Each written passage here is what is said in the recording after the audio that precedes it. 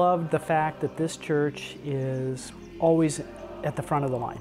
From civil rights in the 1950s, the first desegregated library, to helping found the first homeless shelter, the first food bank. Social mission is embedded in this church. I began to struggle with this personally for several years, and what can you do with something like climate change? It's so big, it's so, I mean, as an individual, it's just so overwhelming. And so you have to break it down. You have to start, here's the steps I take before I can run.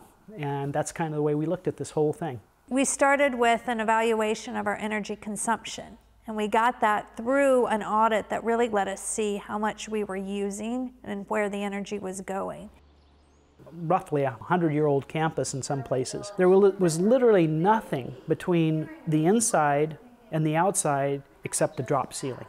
So we were heating and cooling the outdoors. And you can imagine the tremendous waste, not only waste in terms of climate impact, but waste in terms of what it cost. We did as much insulation as we could.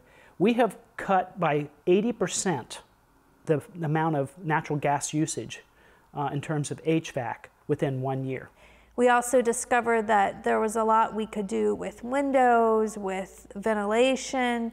There was a lot that we could do, of course, with putting solar on our building, which we've also done. So our commitment to working on lights and lighting is one that we've been working on for more than 10 years now, led by John Overholt. John really did the study when people in the choir were complaining that they were getting hot under the lights. And so John saw that as an opportunity to change out the lights and to replace them with LEDs. He has then gone on to create over 450 different lighting elements here in the church. Looking at reducing your lighting budget, the first thing you should look at is lights that are always on.